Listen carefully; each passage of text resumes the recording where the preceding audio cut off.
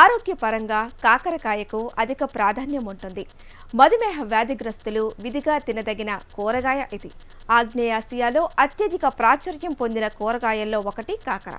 ఇందులో vitamin A, folic ఆమ్లం, vitamin సితో పాటు దగ్గుకు, అజీర్తికి మంచి ఔషధంగా పనిచేస్తోంది.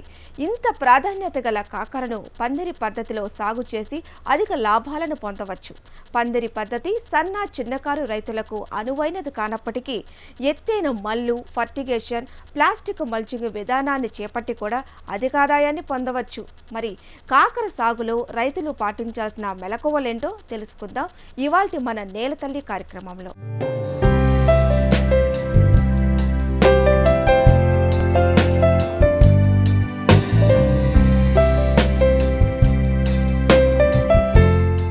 మనం నిత్యం వినియోగించే ఆరోగ్యవంతమైన కూరగాయలలో కాకరకాయ ఒకటి.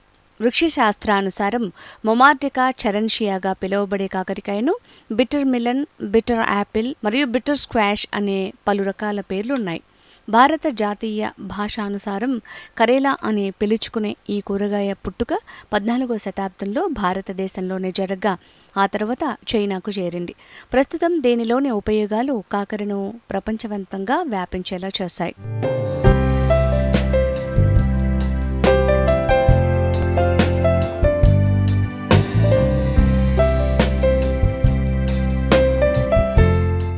కాకర సాగుకు ఎక్కువ శాతం వెచ్చని ప్రదేశాలను అనువైనవిగా భావిస్తుంటారు. సాధారణ ఉష్ణోగ్రతల నుంచి 30 డిగ్రీల సెంటీగ్రేడ్ ఉండే ప్రాంతాల్లో కాకర అధిక దిగుబడిని ఇస్తుంది. పొడిగా ఉండే సారవంతమైన నేలలన్నీ కూడా కాకర సాగుకు అనువైనవిగా భావిస్తారు. అంతేకాకుండా pH విలువ 5.5 నుంచి 6.4 వరకు ఉండి సహజ ఎరువులతో సమృద్ధిగా ఉండే నేలలు కూడా మంచి ఫలితాలను ఇస్తాయి.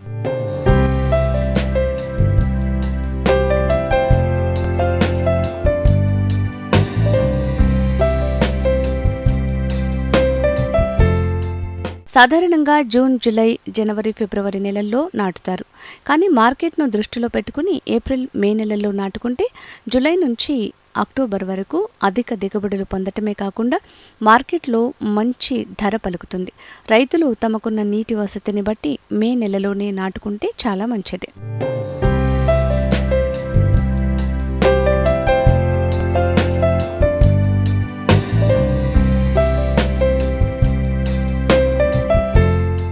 ఎత్తుమళ్లను తయారు చేయటానికి ముందే కాకర పంటకు సరిపడా మాగిన పశువుల ఎరువును వేసి పొలాన్ని బాగా కలియతున్నాలి.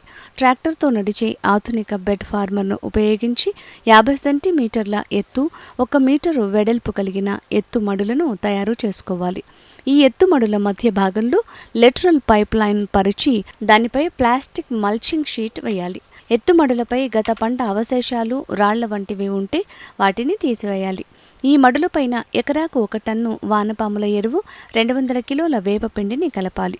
కాకర పంటకు 25 మైక్రాన్లు గల మల్చింగ్ షీట్ను ఎంచుకుని మడులపై కప్పి 2 చివర అంచులను భూమిలోకి వేసి మట్టితో మరీ బెగుతుగా, మరీ వదులుగా కాకుండా వేయాలి.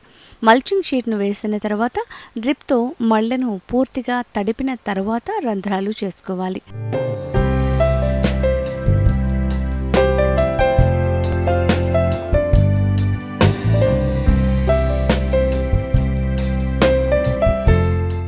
మల్చింగ్ షీట్ను మళ్లపై పరిచిన తర్వాత డ్రిప్ పైప్కు ఇరువైపులా 60 సెంటీమీటర్ల దూరంలో క్రిస్ క్రాస్ పద్ధతిలో రంధ్రాలు చేసి ప్రతి రంధ్రంలో ఒక విత్తనాన్ని వేయాలి. ఎక్కడైనా విత్తనాలు మొలవకపోతే వెంటనే తిరిగి విత్తుకోవాలి. బిందు సేద్యం పద్ధతిలో రోజుకు 45 నిమిషాలు లేదా 1 గంట పాటు నీటిని అందించాలి. విత్తిన 15 రోజుల తర్వాత ఎక్కడైనా కలుపు మొక్కలుంటే కూలీలతో తీసివేయాలి.